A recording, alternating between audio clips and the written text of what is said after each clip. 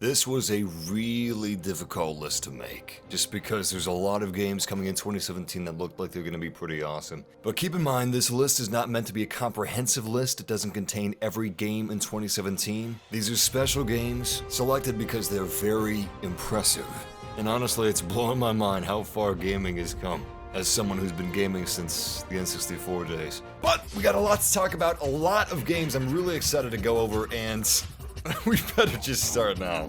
Detroit Become Human, a video game that started off as an intriguing and fascinating tech demo that felt more like a short film. Back in 2012, Quantic Dream created Kara, a tech demo about an artificial human who discovers it's reaching sentience. You thought? What did you think? I thought I was alive. Shit, what is this crap? That's not part of the protocol. The demo was made to showcase incredibly realistic and human facial animations. Maybe a little too human.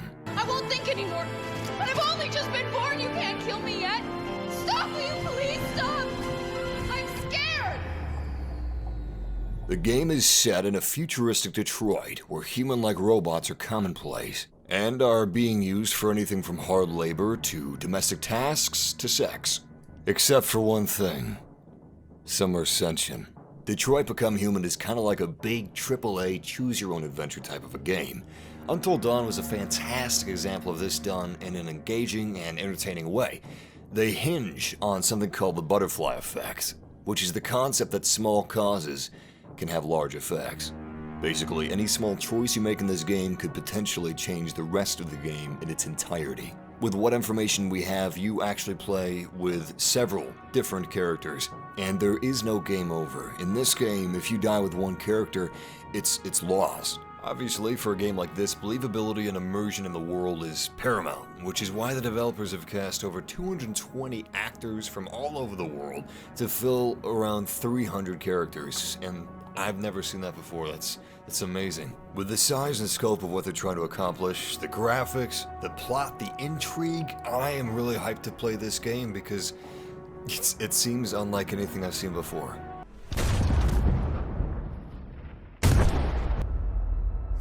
You lied to me, Connor. You lied to me.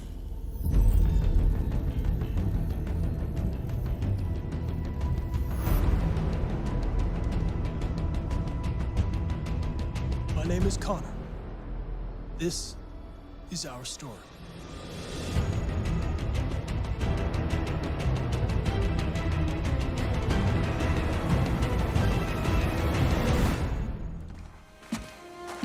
Your mother's knife. It belongs to you now.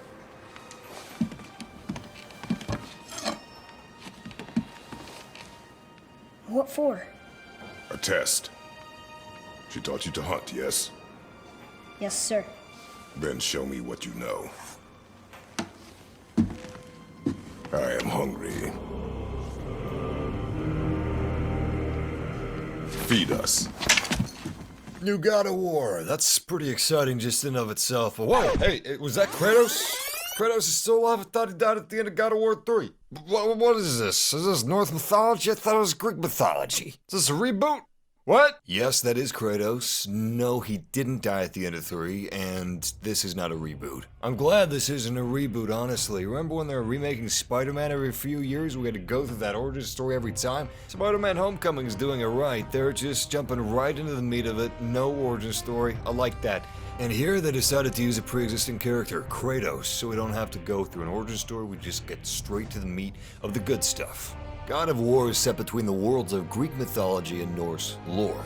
Exactly to what extent this crossover is going to play into the overall story arc of this game, I'm not sure.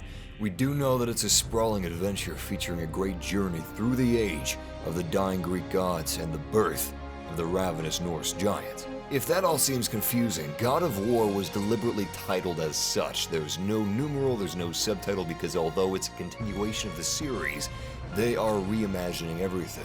The first 7 games were Greek mythology, and now they're moving forward, kind of like a BC to an AD type of a thing. They're starting at 0 and moving forward from that.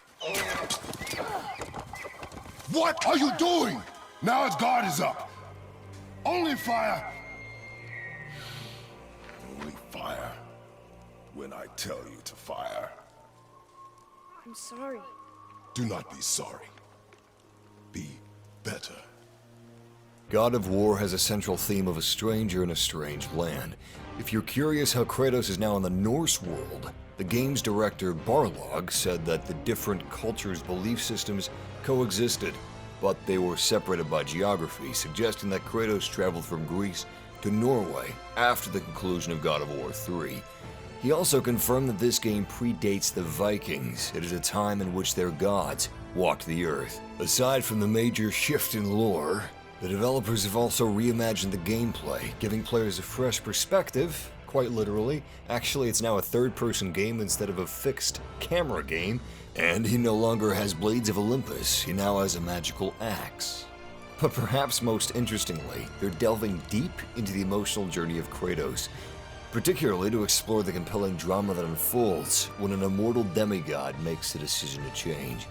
Kratos had to change his cycle of violence, learn how to control his rage. He's made many bad decisions, which led to the destruction of Olympus. According to the game's director, God of War answers the question, what if Kratos made a good decision? The entire game is going to be single shot, meaning there's going to be no loading screens or fade to black, which is wow. It's also going to be open but not open world, big plus in my book. Quick time events are not going to be like they were in the previous games. The enemy count has been increased to 100 enemies on screen at once compared to the previous title, which was 50. And the developers have already played the game from start to finish, so I don't think it'll be delayed into 2018.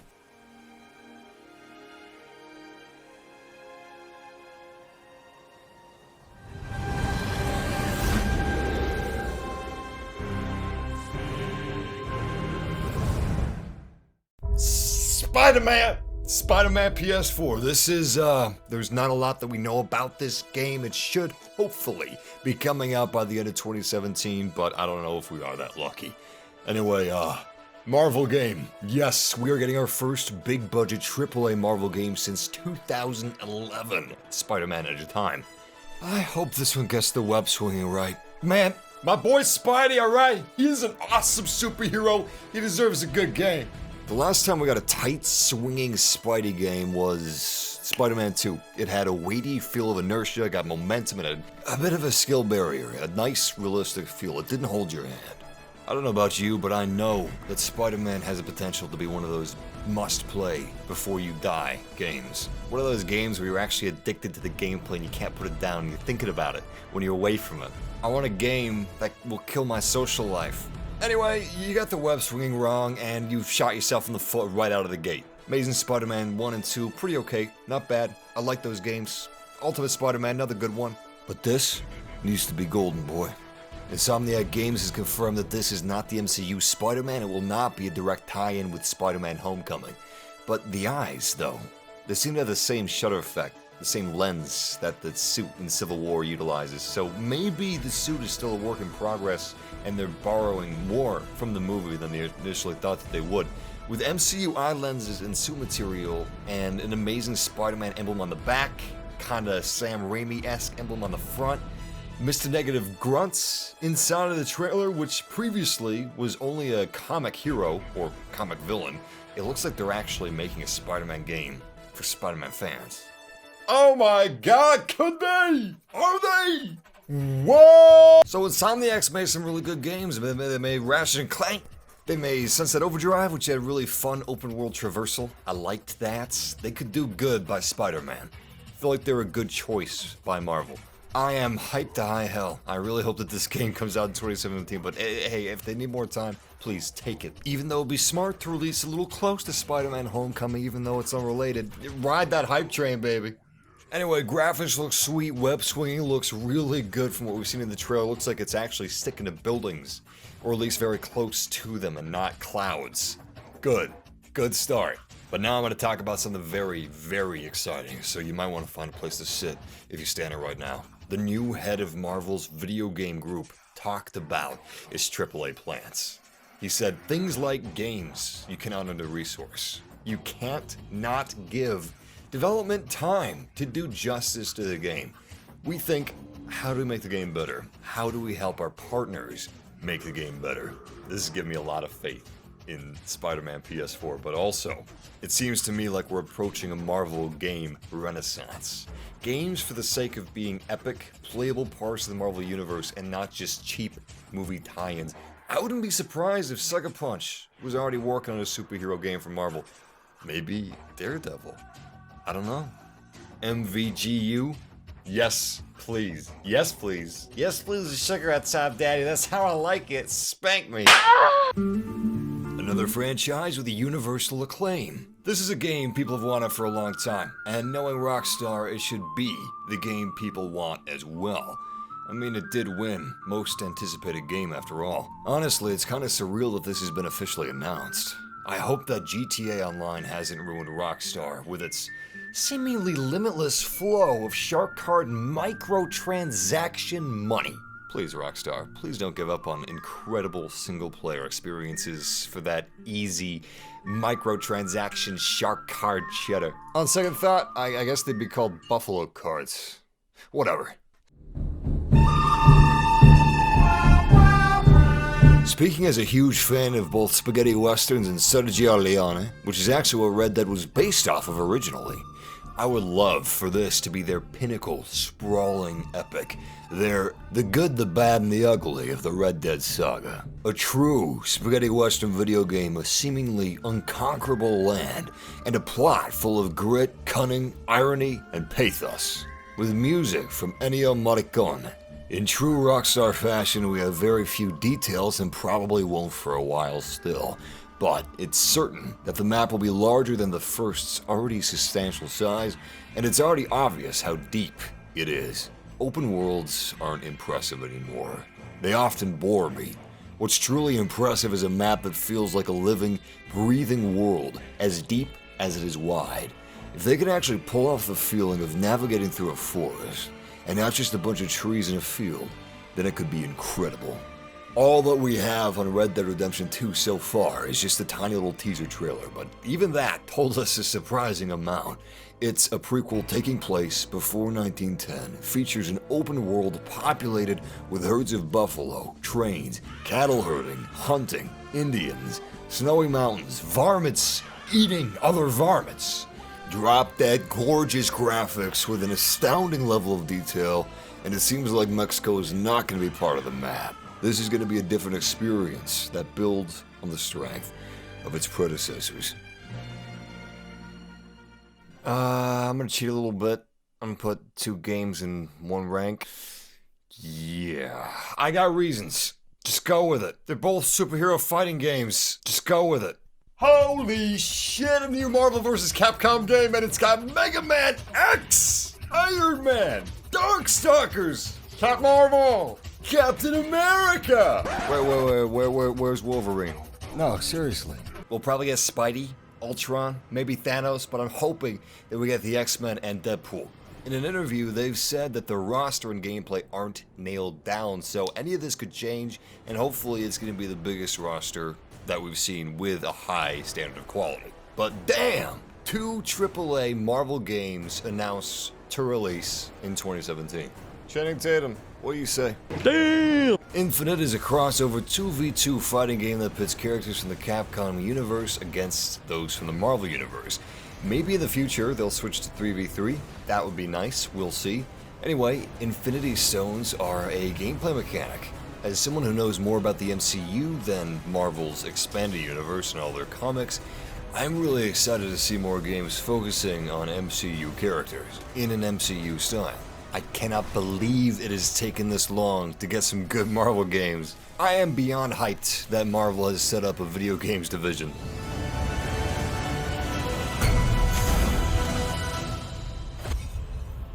Now for 2017's second superhero fighting game, which focuses more on expanded universe characters than it does cinematic universe characters. Just to name some newcomers, it's got Grodd, it's got Atrocitus, Deadshot, Blue Beetle, Supergirl. So far, the roster's looking pretty damn good. Whoa! Is that Dexter?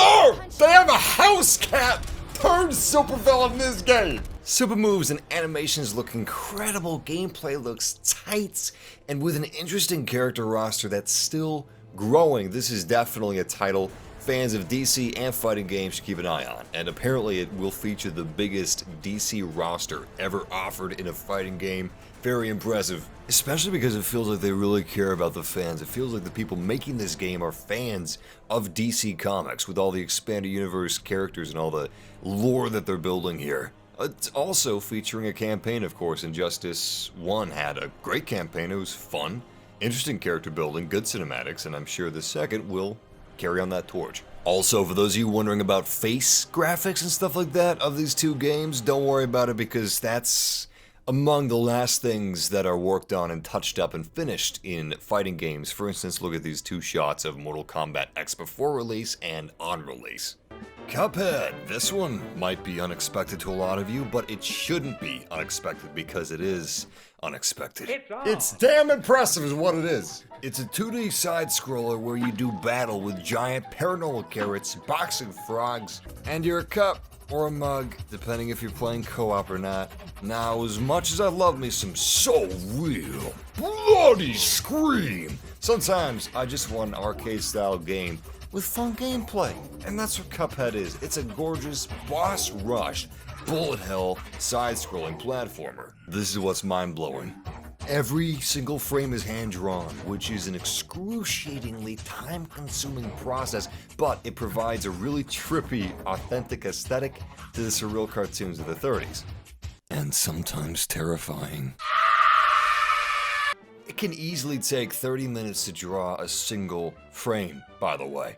And they go even further with authenticity. Even though the game and objects are running at 60 frames per second to handle movement and collisions, they have overlaid 24 FPS cartoon animations on top of that for complete accuracy to the medium. Pretty impressive stuff. Now, as I mentioned previously, in addition to being a bullet hell platformer, it's also a boss rush game, and the developers plan to surpass the Guinness Book of World Records for number of boss battles in a run-and-gun game by having over 30 to the record's 25. And it also has two-player co-op where one player is Cuphead and a friend is playing as Mugman. Adorable. Or scary. To say I'm a fan of Mass Effect would be a grave understatement. I first played Mass Effect 1 near its release, knowing nothing about it. And from then on, for me, the franchise has always been about exploring the unknown, choices with game-changing consequences, and this one's a big one, character development. 5 years later, after not knowing if we're gonna get another Mass Effect title, we have Andromeda. Set in a new galaxy, you play as either Scott or Sarah Ryder, a pathfinder, an operative tasked with discovering new planets for human colonization. With the Mako returning for ease and efficiency of exploring planets and gameplay focused on exploration, it almost feels like a return to the spirit of Mass Effect 1. Magic. Being in command of a starship and discovering strange new worlds was mind-blowing in 2007. Expanding on that concept of exploration, discovery, and an immersive sci-fi plot that builds and forms around your choices 10 years later, rendered in Frostbite 3 is a dream come true. Even though some may remember it differently, Andromeda is the first game in the franchise to be open world. Classes are no longer present. Instead, players have free reign to assign any skills they want and build towards a speciality over the course of the game, with the ability to reassign them at any time without needing a new save. Also, the Nomad is customizable, and gameplay, gunplay, biotics, movement, they have all been refined to be a tighter experience. But above all else, I'm looking forward to the wonder of discovery, consequences, hub worlds to explore, and expanded alien romance options. I'm gonna cheat again.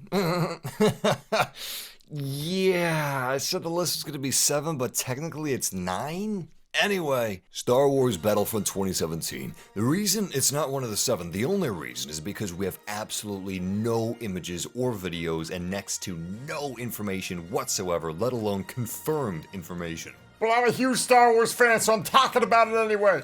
With the 6 months, let me say that again, 6 months that Disney gave DICE to create Battlefront 2015, I am extremely interested to see what they'll create with a reasonable amount of development time. Battlefront 2015 brought a lot of really interesting gameplay concepts to the table, along with an incredible hero roster. Heroes with each individual unique abilities that were not cookie cutters of each other. In addition to doing a stupendous job of capturing Star Wars magic, the look, the feel, the sound, perfect. Personally, I'm not one of the crowd that wants Battlefield Star Wars. And we certainly don't want Battlefield Hardline Star Wars. Oh God. Now that's not to say there aren't strengths of Battlefield that I would like to see used as inspiration for Battlefront 2017, because that is the case, that's what I want. So yes, some elements of Battlefield, but not too much Battlefield. A little Battlefront 2 in there, but not too much Battlefront 2. I want growth, evolution, innovation on its own terms. I want to be surprised with wonderful, innovative things unique to Battlefront 2017 that I'm going to enjoy. That also carries inspiration from the strength of its predecessors and sister franchises of the publisher. For instance, for those who haven't played Battlefront recently, the developers have created some really interesting concepts that I hope to see continued and evolved in its sequel. The lack of classes, for instance, allows the fluidity of creating your own specialized classes instead of rigid restrictions. Weapons with secondary fire, kind of like Doom 2016's guns, allows for some really dynamic gameplay opportunities, and a pistol that transforms into a sniper rifle, that transforms into an assault rifle, that transforms into an ion cannon. It's great. With proper time for development of this installment, I'm excited to see how they're not only going to capture the magic and visuals and feel of Star Wars again, but the desperation of its wars. Oh, and to play scenes like these. Hatsune Miku Project Diva Future Tone. There are so many awesome games coming out this year, it was really difficult to narrow down this list to 7. LEGO Worlds, Full Throttle Remastered, Crackdown 3, Halo Wars 2, Prey, Resident Evil Biohazard, Ghost Recon Wildlands, and Days Gone. Well, that's probably not going to come out this year. Anyway, so many games. It's really difficult to narrow it down. Horizon Zero Dawn, I'm thinking of them as I'm speaking. Anyway, if you guys like some of these games, if you guys are excited about these games, please leave a comment down below. I want to know what you are excited about, what game you would have liked to see on this list, and what game you're looking forward to in 2018. Red Dead Redemption 2, Spider-Man PS4. Yeah, that might be delayed until 2018. Anyway, haha. If you guys enjoyed this video, join our YouTube fam, subscribe, leave a like. We do live streams, we do videos like this. We have fun. I guess that last one is the most important part, but yeah. Someone get me a DeLorean so I can start enjoying some of these games. If you want to kill some time before some of these games come out, I have some cool videos that should have been like on the video screen in the last few seconds, so check them out, maybe.